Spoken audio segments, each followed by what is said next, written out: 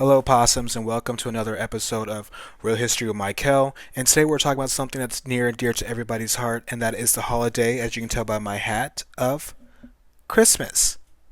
So, let's get into it.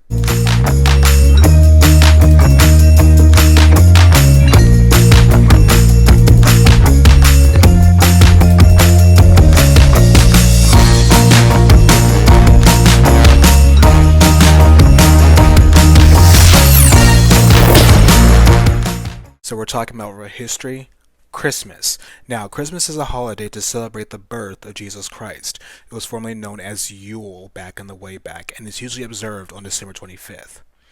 Christmas was originally celebrated as a religious festival until the turn of the century, where believers and non-believers alike could actually celebrate it and join the festivities, which is how most of the modern things we know today, such as Santa's Claus, has come about. We're going to talk about that a little bit later, but we're going to focus on the official Christmas story for a moment. Now, the official Christmas story, of course, is rooted in the Bible, more specifically in the New Testament and in the Gospels of Luke and Matthew. So, as it goes, is that Jesus was born in Bethlehem to the Virgin Mary. And the Gospel of Luke, Mary and Joseph were to go to Bethlehem from Nazareth, where they were living, for a census, and they couldn't find a room in any of the inns anywhere in town, so they gave birth to where the area where the animals were, and Jesus was laid in a manger. The angels say he was the savior of all, and the shepherds came and marveled at him, and, happy, warm feeling thoughts, wonderful. Now, in Matthew, we get a little bit more added to it. In Matthew, we get the story of the Magi, or the three wise men, who follow a star to find Jesus in the manger at Bethlehem after an angel instructed them on where to go.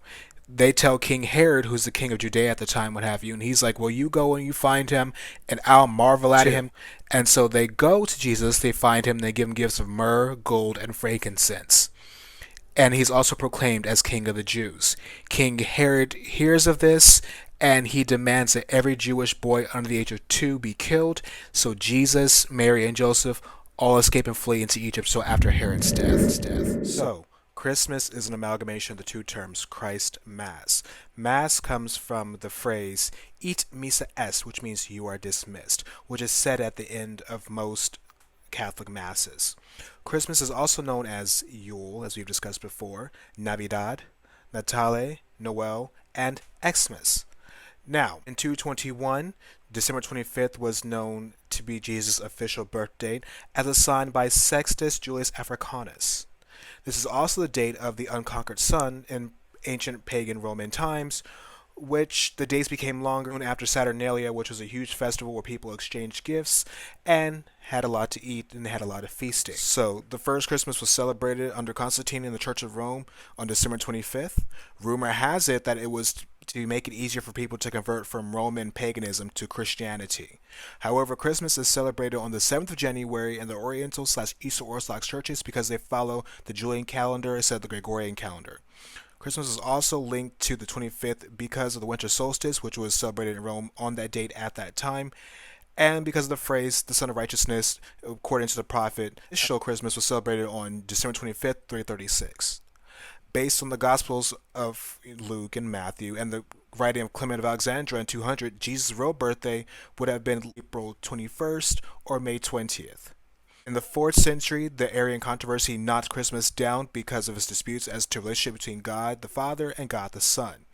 The issue first arose during the First Council of Nicaea in 325 and continued in 60 with the Council of Constantinople. While this was all going down in Italy, Germany celebrated Yuletide from November to January with the Yule log, the Yule goat, the Yule boar, and Yule song singing. Sound familiar?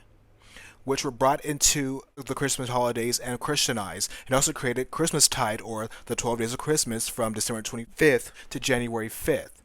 Again, sound familiar? During early Christendom amongst Christians, there was pushback to celebrating or observing Christmas Day. One being the willingness to assign casually, that is, the birth of Christ to the Dies Solis Invicti Nati, again known as the day of the birth of the unconquered sun, which also appropriated pagan festivals. It is also worth noting that the Eastern Church does not celebrate his birth, but rather his baptism on the Epiphany, which again happens on January 7th, which is the last day of Christmastide established in 567 by the Council of Tours, observed now mostly by Anglicans, Lutherans, Roman Catholic Church, and other Western Christians. The Eastern Orthodox Church does not celebrate Christmastide, only the Epiphany. Furthermore, there was concern of whether or not to observe Jesus' birth because practices at the time did not really mark the birth of martyrs. As previously said before, coupling with the Arian controversy, while it was still celebrated, Christmas was not considered a major holiday like, say, Easter was, until Charlemagne was crowned Holy Roman Emperor on Christmas Day 800. It gained further prominence when Edmund the Martyr was anointed Christmas 855 and William I of England was crowned Christmas 1066. Caroling started during the Middle Ages but was seen as lewd and vulgar, and many aspects of Saturnalia persisted well into the 17th century. Christmas actually was banned in 1647 by Puritans in England, while Anglicans, Catholics, and other Protestant groups continued to celebrate but tried to add a more religious flavor to it. When Charles II took control of England in 1660, Christmas was reinstated to the chagrin of many of the more ascetic Christian groups and was not seen as reputable until the Oxford movement, where worship, charity, service, and focus on religion happened. Meanwhile, Germans under Luther practiced many things seen and done in the US for Christmas today. Furthermore, writers such as Charles Dickens revived the holiday and rehabbed its image with the focus on family, religion, gift giving, which was in the Middle Ages at that point reserved only for people who had a legal relationship, like a landlord and its tenant. Christmas carols also made a comeback in 1833. The first Christmas card was produced in 1843. 1800 saw the popularization of the Christmas tree, an evergreen conifer. And in the United States, trees became the staple in 1870, while Germany had been doing it for at least a couple centuries back. In 1834, Christmas became a bank holiday in the UK and a federal holiday here in the US in 1870. Today, Christmas is celebrated by 160 plus nations all around the world since its inception in 336. However, there are some countries that do not recognize Christmas as a public holiday. Countries like Afghanistan, Bhutan, North Korea, Libya, Mauritania, the Sahrawi Arab Democratic Republic, Saudi Arabia, Somalia, Tajikistan, Tunisia, Turkmenistan, Uzbekistan, and Yemen. From 1917 to 1991, Soviet Russia prohibited the celebration of Christmas under state atheism, and the Nazis themselves were also wary of the religious overtones. So, on December 25th, you may go to church, you may skip church. You may be an atheist, so you don't believe in any of that kind of stuff. You still may celebrate the secular activities with family depending on your home traditions. Children may be getting their gifts in the morning. They might have gotten some from Santa, who, as we know him, first appeared in 1821.